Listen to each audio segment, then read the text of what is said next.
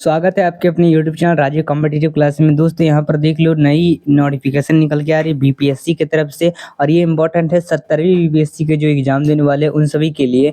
दोस्तों कहा गया है कि बीपीएससी पोर्टल पर वन टाइम रजिस्ट्रेशन कराएं, बार बार नहीं भरना होगा डिटेल। यानी वन टाइम रजिस्ट्रेशन अगर आप करा लेते हैं तो आपको बार बार अगर कभी भी आप फॉर्म भरते हैं इसका, तो उसके लिए आपको रजिस्ट्रेशन कराने की जरूरत नहीं है। ठीक है, तो आइए क्या खबर है, आइए जानते हैं इसको लेकर। और बहुत सारे और भी बीपीएससी की तरफ से खबर आए जिसको हम नेक्स्ट पेज में देखने वाले हैं।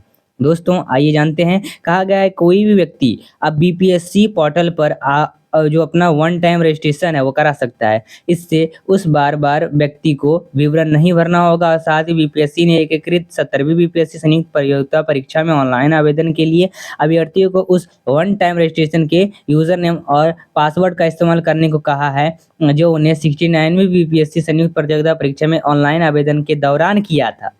ध्यान देना। और यदि कोई अभ्यर्थी यूजर नेम या पासवर्ड भूल गया है तो वह बीपीएससी के ऑनलाइन पोर्टल पर उपलब्ध फॉरगॉट यूजर नेम व पासवर्ड से लिंक का इस्तेमाल करके रजिस्टर मोबाइल नंबर किए थे तब के टाइम में उसे क्या कर सकते हैं, एंटर करके अपना फिर से नया पासवर्ड जो है बना सकते हैं। और जो अभ्यर्थी 69 बीपीएससी संयुक्त प्रतियोगिता परीक्षा में आवेदन नहीं किए थे वे जो है 70वीं संयुक्त प्रतियोगिता परीक्षा में ऑनलाइन रजिस्ट्रेशन के दौरान प्राप्त यूजर नेम और पासवर्ड को ही वन टाइम रजिस्ट्रेशन का यूजर नेम और पासवर्ड मानेंगे और भविष्य में बीपीएससी के द्वारा लिए जाने वाले सभी परीक्षाओं में बैठने के लिए इसे इस्तेमाल करेंगे। वैसे अभ्यर्थी जो 69वीं बीपीएससी संयुक्त प्रतियोगिता परीक्षा में नहीं शामिल हुए हैं और 70वीं में भी नहीं शामिल होने जा रहे हैं, वे भी चाहें तो बीपीएससी के पोर्टल पर रजिस्ट्रेशन करवाकर वन टाइम पासवर्ड ले सकते हैं, ये कहा जा रहा है। साथ ही दोस्तों एक और अपडेट निकल के आ रहा है। कहा जा रहा है कि बीपीएससी में हिंदी का पेपर अब यूपीएससी स्तर का होगा,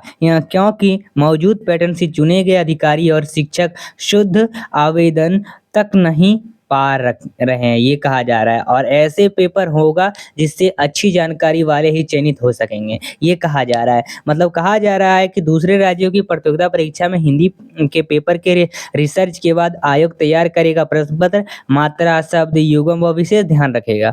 कहा जा रहा है बीपीएससी की ओर से होने वाली सभी परीक्षाओं में हिंदी का पेपर कठिन होगा। अब कहा जा रहा है कि पेपर का स्तर यूपीएससी की तरह होगा। जो भी बीपीएससी की तरफ से कोई भी कंडक्ट करवाया एग्जाम, चाहे 70वीं बीपीएससी हो या फिर टीआरई शिक्षकों के लिए हो।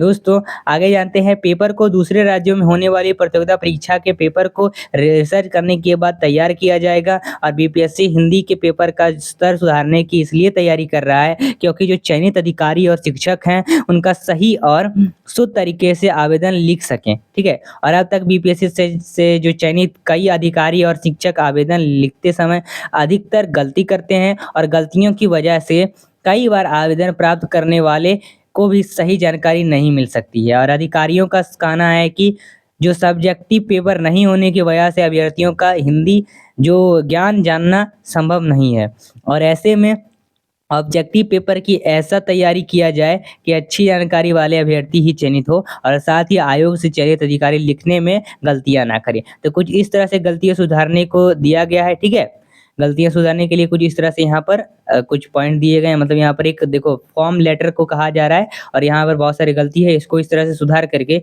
लिखना है। चलिए आगे देख लेते हैं। यहाँ पर कई सारे बात कही गई है। साथ ही दोस्तों हम जानते हैं इंपॉर्टेंट बातें जो हम जान रहे हैं बीपीएससी को लेकर। कहा जा रहा है बीपीएससी ने 70वीं संयुक्त प्रतियोगिता परीक्षा के आवेदन में सुधार का विकल्प दिया है। कहा है बिहार लोक सेवा आयोग बीपीएससी ने 70वीं एकीकृत संयुक्त प्रतियोगिता परीक्षा के ऑनलाइन आवेदन में किसी प्रकार की त्रुटि में सुधार का अवसर दिया है। इसके लिए आयोग के पोर्टल पर 4 अक्टूबर से लिंक उपलब्ध होगा और अभ्यर्थी अपने वन टाइम रजिस्ट्रेशन को आवश्यकता अनुसार अपडेट कर सकते हैं। इससे केवल आरक्षण कोटि एवं संबंधित प्रमाण पत्र, ये पहचान पत्र या पत्राचार पत्र या फिर मतलब पक्षाचार पता हो या बिहार सरकार के सेवक संबंधी विवरणी एवं संबंधित प्रमाण पत्र, mobile number, email ID update कर सकते हैं। इसके अतिरिक्त कॉलम से संबंधित सूचनाओं को अपडेट करने के लिए परीक्षा नियंत्रण से अभ्यर्थी साक्षी सहित पत्रकार ईमेल के माध्यम से अनुरोध करना होगा। साक्ष्य की समीक्षा के बाद अपडेट करने पर विचार किया जाएगा।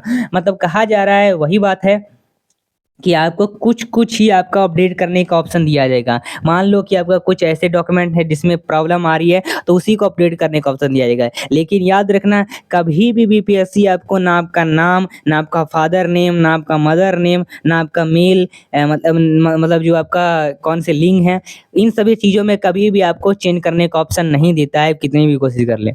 सुधार करने का ऑप्शन नहीं देगा। एक बार हो गया तो हो गया।